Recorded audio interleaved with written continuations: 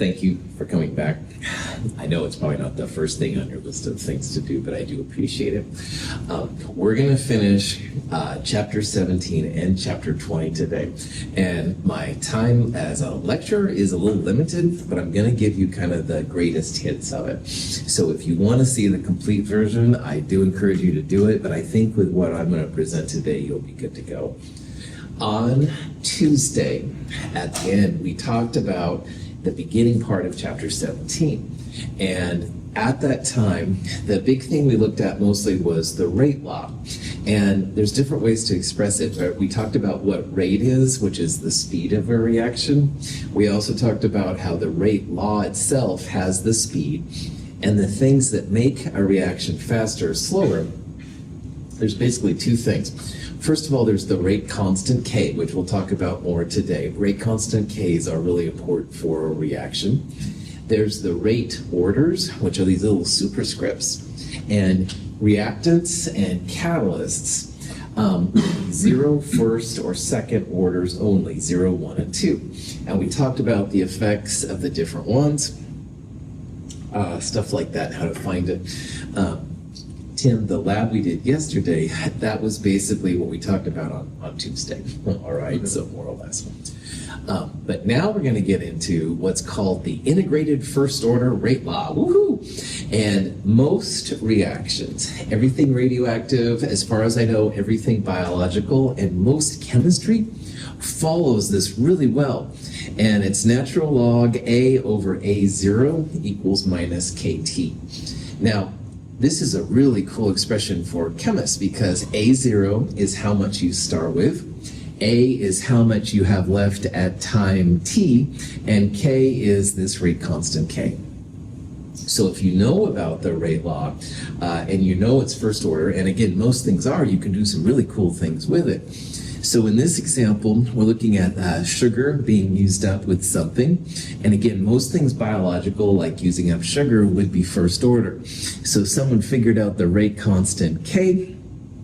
We're starting with 0.010 moles per liter. We want the sugar to be 90% used up. So that would be 0.0010 molar left.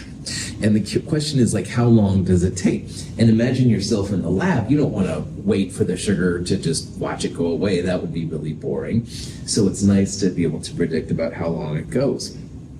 Well, first order integrated rate law to the rescue. Woohoo! How much you started with, 0.010. How much you want to have left when it's done is the AT part right there, 0.0010. And that equals minus KT. Apparently this is a reaction that's been studied before, so they know the rate constant. And we just want to solve for the time elapsed.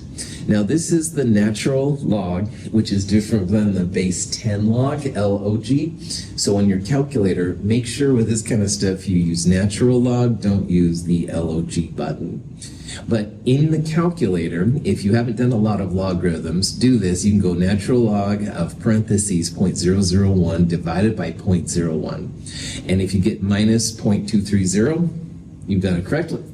And that equals minus KT. Well, K was given. The only thing we don't have is time. And when you solve for time, it comes out to be 11 hours. So a couple things about the rate law that'll help you out. First of all, this is a ratio. So right now it's moles per liter over moles per liter. But it could also be moles over moles and grams over grams. Lots of different things it can be used for. And also, notice this negative sign. K and T are both related in time. And time, at least in our non-physics world, is always a positive number. So time will always be positive. Your Ks, which are related to time, will always be positive. And the concentrations, or whatever A and A0 are, they're always going to be positive. So if you ever end up with negative time, just put a positive sign in front of it, because you can't have negative time. I love Back to the Future, but it's not very relevant in chemistry. Darn it! Questions on any of that? Okay, so here's just another kind of question. A is going to be its first order, which means we can use this first order integrated rate law. A is going to be 0.36. That's how much we begin with. The little zero is the beginning amount. And here what we want is we want to know how much A is left at time 46 minutes. So notice we've got a time in minutes. We have a rate constant K in inverse minutes. They're going to cancel out. So we're going to basically in this one solve for A. Now, one little trick, if you haven't done this for a while, we're going to have to get rid of the natural log. So you use what's called the anti-natural log on your calculators, wherever the lnx button is. Usually second function ln is little e to the x. And e to the x will get rid of the natural log part. So notice that's what I did here. Natural log A over 0.36, which is how much we started with, equals minus KT, all right? And you've got to get rid of the natural log. So to do that, take the anti-natural log of both sides. So you're going to go e to the x. Now, e to the x of natural log, they cancel out. But over here, you're going to go e to the power of minus 0.030 times 46. If this is something you haven't done for a while, I totally understand. Practice, all right? It'll equal 0.25. Solve for that one. Yeah. Can we use the solve function on the calculator? Yes, absolutely. You bet, man. Solve function makes mincemeat and stuff. Yeah. If I wanted to put that on my paper for showing my work, would I just say that I use the solve function? Yeah. What I'd like you to do is like put this equation down and then say used solve and you got the answer, and that's fantastic. You bet. Finley, that's a really cool superpower to have, man. Yeah. So yeah. Question? All right. You can take this thing and break it up. In the natural log world, natural log A over A0 can be broken up into natural log A minus natural log of A0. And scientists do this a lot, so they'll put the natural log A0 on the other side, and what you end up with is the equation of a straight line. So, for example, if you don't know how much you started with, but you can monitor time t at different amounts, you can make a graph like this, and oh my gosh, you can find out how much you started with. So in geology and really long-term Earth processes, this is really important because nobody was around at the beginning when the Earth was formed. But if they have time t and the concentrations, you can make a graph like this, and you can actually calculate out what's going on. So in the graphing lab that Tim and I did in lab anyway, I wanted you to go through the linear regression kind of stuff because this gives you the values of the slope, which is equal to k. It gives you the value of the y-intercept, which is equal to the natural log of a0. It's really awesome. So if you don't know how much you started with, it's okay. You can back calculate, if you will, how much you started with using this integrated rate law thing, which is really, really cool. All first order reactions will give you a straight line if you plot the natural log of concentration versus time. So again, most reactions, that'll work out really well. If you happen to have a second order reaction, you'd have to plot 1 over the concentration versus time. The zero order stuff would be just concentration versus time. So if you're not sure if it's first order or not, try plotting natural log versus time, and you'll get a line. If it's straight, linear, i.e. linear regression, you're good to go. And you can figure out how much material you started with, and you can also get that kind of illustrious rate constant K. So this is pretty cool when it comes to kinetics and stuff, so. Okay. Along with the integrated rate order comes the idea of half-life. Finding the K can be kind of difficult. You can plot it out, but there's an easier way if you can figure out how long it takes for a concentration sample to get to half of what you started with. So here's an example of some hydrogen peroxide initially at 0.020 moles per liter. And when you can see what they're doing here, we're watching here how long it takes to get to 0.010 moles per liter. And they graphed it out. And this value here, as we're going to see, comes out to be about 654 minutes. So the 654 minutes is called the half-life for the reaction. And you can see that after a second half-life, you don't go to zero concentration, but you have half of what you started with. So at 654 minutes, we were down to 0.010. Another 654 minutes, or this many minutes, you were then down to 0.0050 moles per liter. So half-life is pretty cool. It's kind of neat because, first of all, a chemical reaction doesn't just go to zero usually. It just gets less and less and less and less and less, and that's important. But we're going to see that half-life can help us find the rate constants K in a little bit.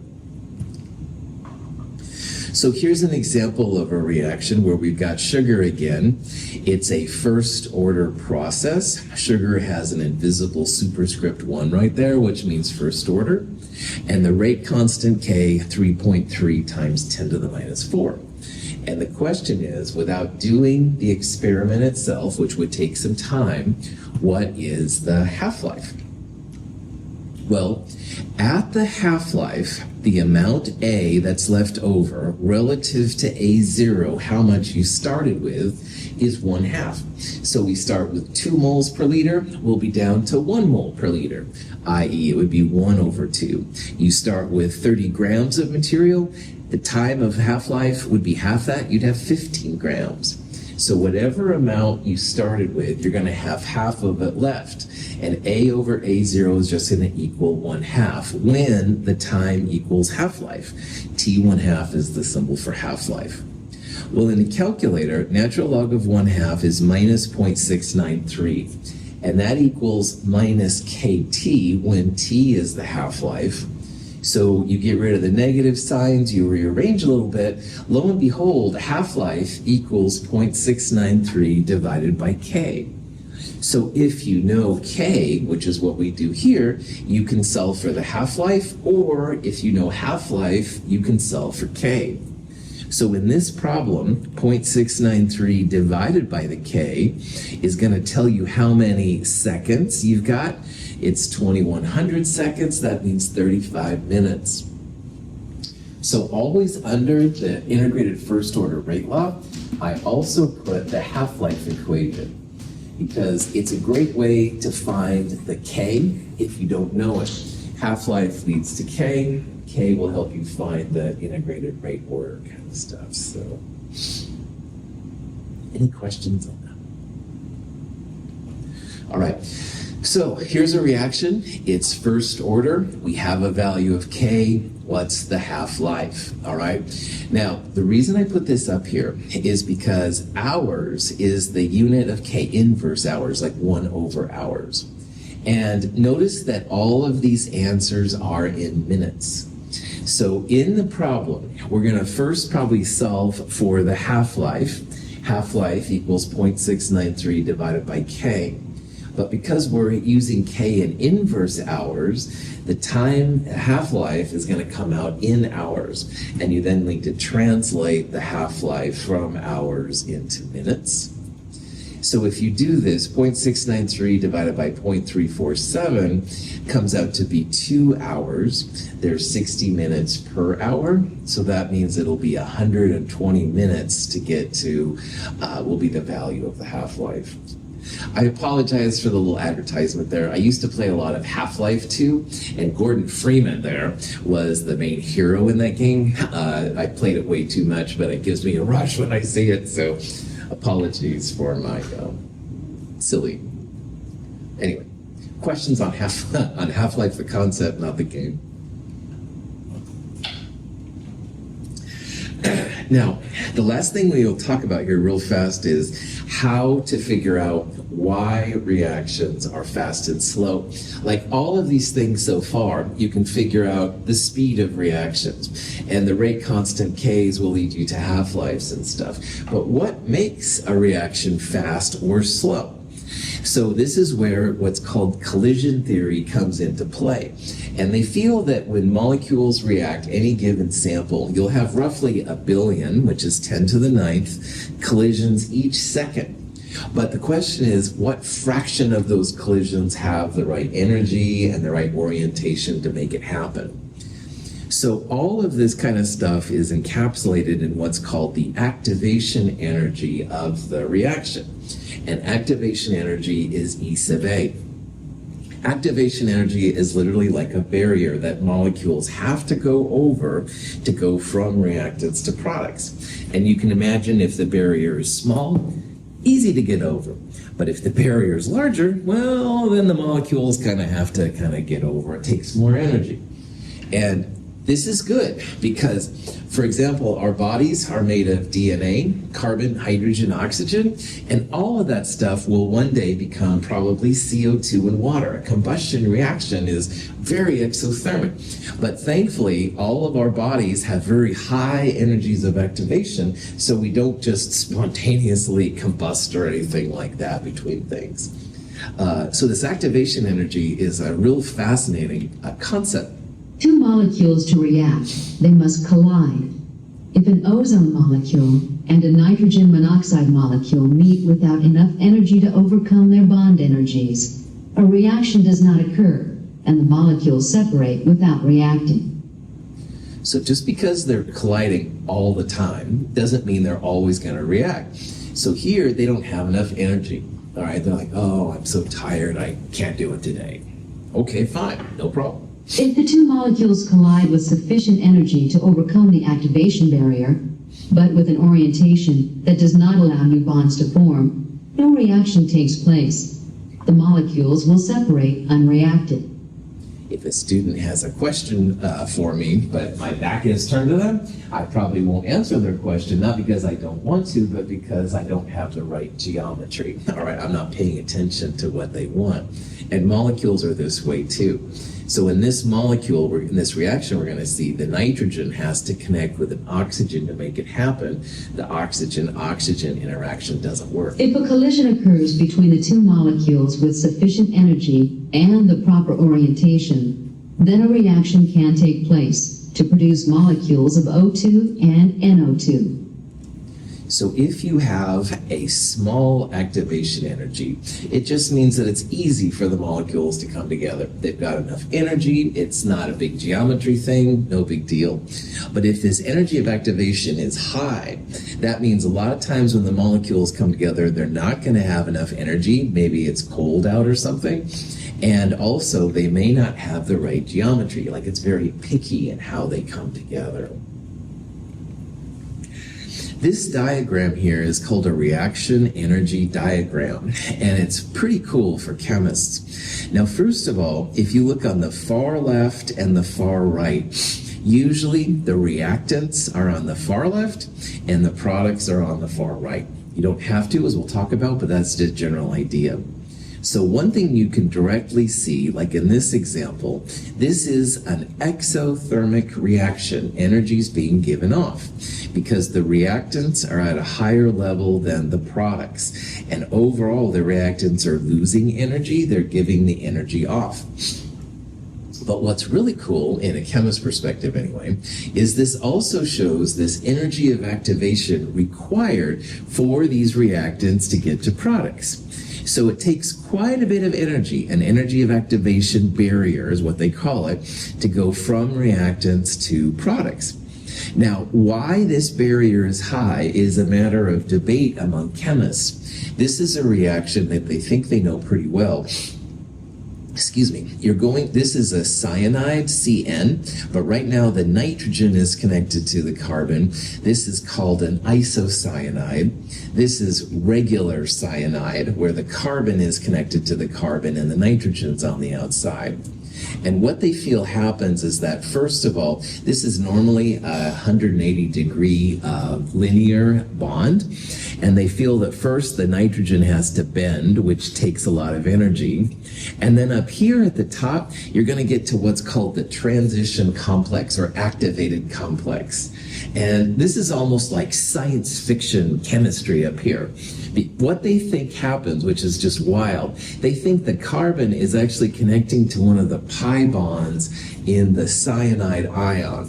And that just like never happens. But in this kind of high energy state and for just little tiny bits of time, these kind of things can happen. Now, once this really high energy thing happens, then it's going to quickly get away. You can see how it kind of rotates then, so the carbon connects to the carbon, which is better, and then you end up with the methyl cyanide, which is the more stable compound. So scientists will try to explain why this hump is there in the first place. And the things at the top will be really weird. Carbon with 5 bonds, connections to pi bonds with atoms, things that just don't happen normally. But that's why it takes so much energy to get over. And the reactants won't go to products unless you can get over that barrier. Now, there's nothing that says that the cyanide version can't turn back to the isocyanide, i.e. reactants on the right and products on the left. But those molecules are going to have a bigger energy of activation. And like I said, small barriers, easy to get over, but large barriers, more difficult to get over. And these will have a much harder time getting over the higher barrier than these will. It's still a barrier, but it's not as high as the other way.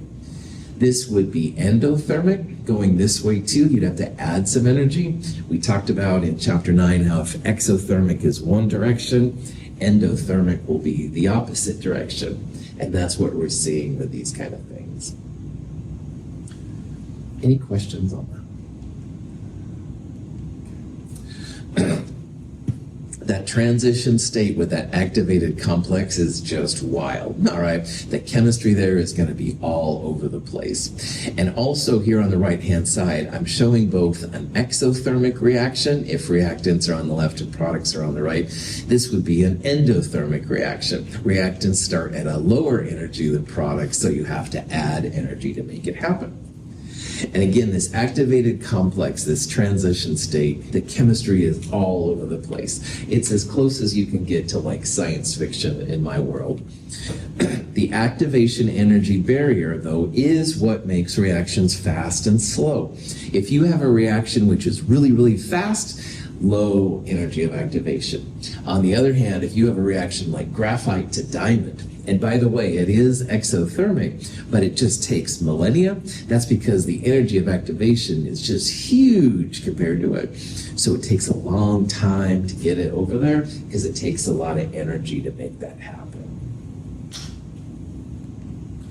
Okay, so this guy Arrhenius came up with an equation here. This is called the Arrhenius equation to figure out how much energy the energy of activation barrier usually represents. Now this is the exponential version.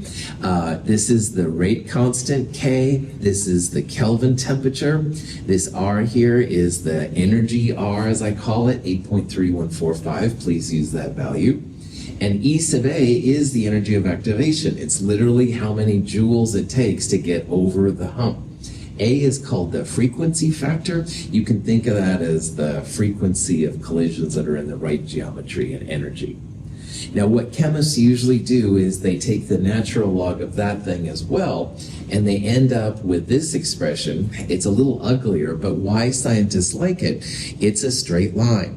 So if you natural log this whole thing, this is the equation that pops out.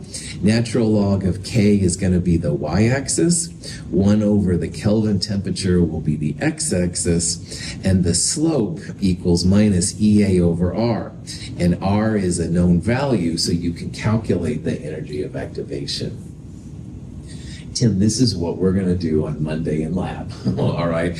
We're just going to do that silly shaking experiment, but we're going to do it at different temperatures. You'll be able to find the K value. You'll graph it. You'll find the energy of activation. This is a true holy grail of chemistry to find the energy of activation. The bigger the EA, the slower the reaction is. Any question? Now, why reactions are fast and slow is a big debate thing among scientists, definitely. They want to try and figure out, like, what's exactly going on. So there's lots of theories that are floating around, and they're important. So a reaction mechanism is basically the way that chemists try to describe why some reactions are fast and some reactions are slow. This is a picture from a ski resort in Vermont, but it could be like Mount Bachelor in Bend or something like that. And I'm not the world's best skier by any means, but down here would be the lodge or whatever, and you take the ramp up to the top. And again, I'm such a sad skier. I would take the most mellow way down, and I'd go kind of the most gentle way. And oh, this is getting kind of scary for me, but then I can go kind of slow, you know. So it would take me forever to get to the bottom, but I would get there eventually, assuming I don't crash. That's another story. But I'm going to guess that Finley is probably a pretty good skier. So he would go like right down as fast as he could. Tim, you're probably I'm sure you're better than me, let's put it that way. But anyway, many different ways to go from the start to the end, all right? And the pathway you take will determine how fast. Like if you go straight down, oh yeah, you'll be down in seconds, man. On the other hand, if you're like me and you're kind of chicken, you'll go kind of mellow. You'll order me a hot drink and it'll be cold by the time I get to the bottom, basically. So the mechanism is kind of like the path. Some mechanisms are straight and direct and they go really quick. On the other hand, sometimes mechanisms are slow, many different steps, so it takes a little while to get to the ending point. So we're going to talk about these mechanisms. There are single-step mechanisms and there are multiple-step mechanisms. Each step is called an elementary step, and some reactions just have a single step, a single elementary step. That would be like going straight down the mountain. A fluoride ion approaches a methyl chloride molecule. A bond begins to form between the fluoride and the carbon. The molecule's carbon-chlorine bond lengthens and becomes weaker. The energy of the system increases. As the carbon-fluoride bond forms and the carbon-chlorine breaks, a configuration of maximum energy is reached, called the transition state. As the reaction proceeds to completion, the energy of the system decreases. This is the chemist's version of going straight down the mountain, all right? Not being a chicken, not being slow, just straight down.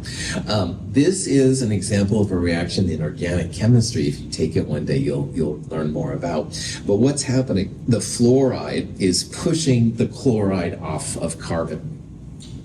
And it's a single step. Now, single step means there's going to be one energy of activation, one hump in the diagram. So you can look at a diagram like this and tell if it's going to be multiple steps or one step. There's one hump, one camel hump, if you will. That means single step. It's called bimolecular because you have two chemical species. You've got the fluoride and you've got this chlorocarbon thing, and they basically smash into each other. The fluoride kicks the chlorine out all in one step, all right? So you can tell if it's a single step or not. Single hump, one step. We're going to see some multiple step reactions here pretty soon. These are usually pretty efficient. Notice this is an exothermic reaction. Reactants are higher than products, so energy would be given off. And also at the top of that transition state, you had carbon with 5 bonds. Now in the Lewis structure world, carbon never has more than 4 bonds. Carbon always needs 4. But at these high energy transition states, like I said, it's science fiction of chemistry. So you can have carbon connected to 3 hydrogens of fluorine and chlorine just for a second, all right? Really high energy, but it's going to try and get out of that as soon as it can. It's done. Now, here's an example of how ozone breaks down to oxygen. And the ozone in the atmosphere is always something that people are worried about. And one mechanism this predicts anyway, that it's going to be a two-step process. So instead of going reactants to products, you're going to have one energy of activation and then a second energy of activation. So this would be like a two-hump diagram, and I'll show you an example of what it looks like here. Gaseous ozone decomposes in two steps.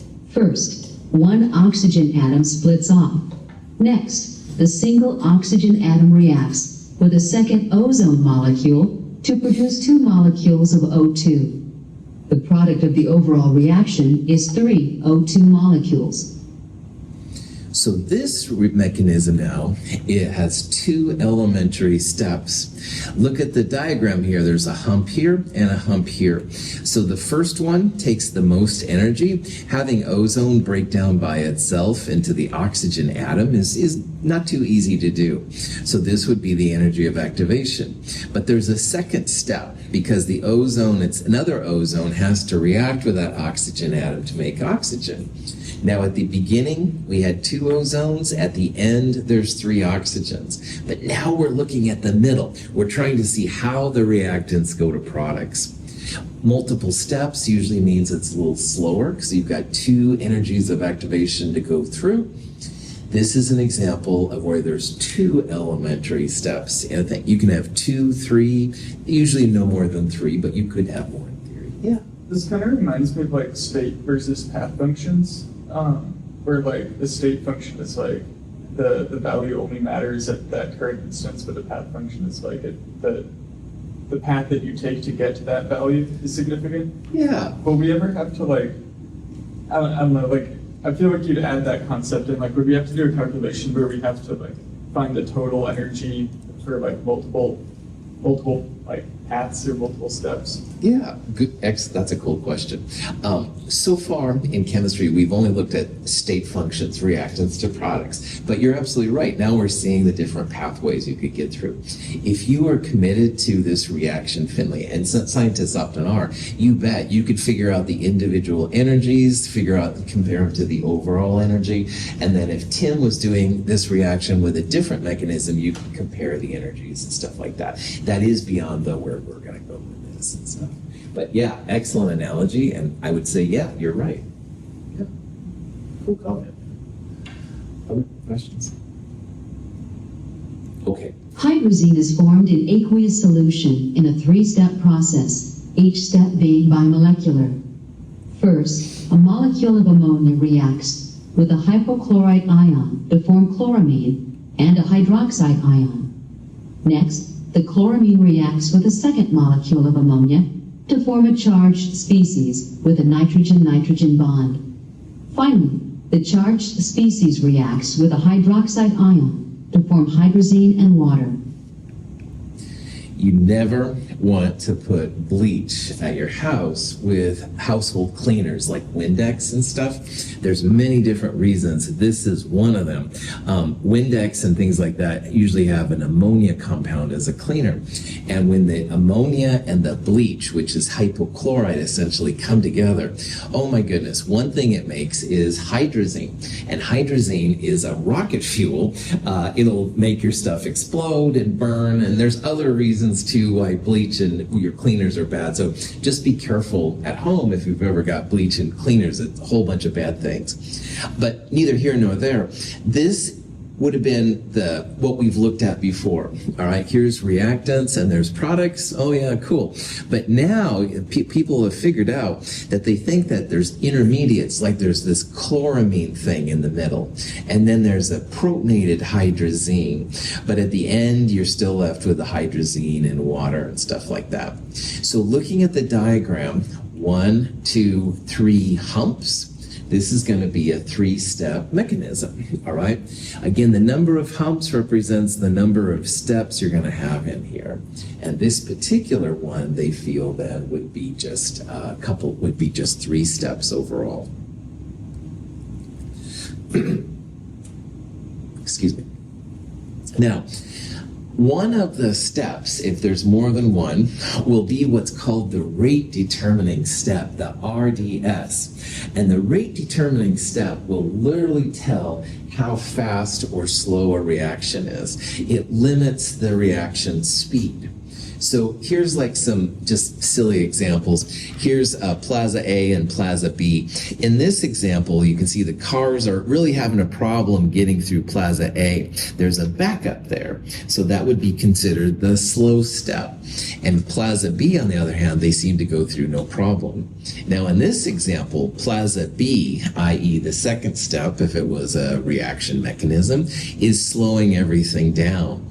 So if you know what the RDS is, the rate determining step, you can actually then figure out what chemicals are making a reaction go fast and slow. And this is a pretty cool thing. So let's say that we have this reaction right here, all right? It's iodide reaction with hydrogen peroxide, H2O2, and a little bit of acid, and it ends up making iodine and water. Well, in the experiment, which is something you can do in lab, you get this rate law. Rate equals K times iodide to the first power times H2O2 to the first power. And one thing I want to point out right now, your rate law orders, those little superscripts, are not necessarily the same as the reactant stoichiometries. So what I mean by that, there's a 2 in front of the iodide, but this is a first order reactant. There's like a 1 right there. Now H2O2 has a 1 right there, and the first order H2O2 is legit, but notice the H plus doesn't even show up at all. So the rate law, which is something you get in the lab, will tell you what the slow step reactants are. And because I see these chemicals in the rate law, and I know this is the overall reaction, I know that the slow step is going to have 1 iodide and 1 H2O2. So maybe you and I can make a mechanism and propose this 3-step system. The H2O2 reacts with iodide to make this compound, HOI, and hydroxide. The HOI reacts with the iodide to make iodine and more hydroxide. And finally, the hydroxide is neutralized in acid to make base. Well, if this is a good mechanism, first of all of your reactants and products have to cancel out so that the overall reaction is equal to what you're seeing. So notice here that the HOI canceled, the 2 AOHs canceled, and we're left with the same chemicals that the actual chemical reaction did.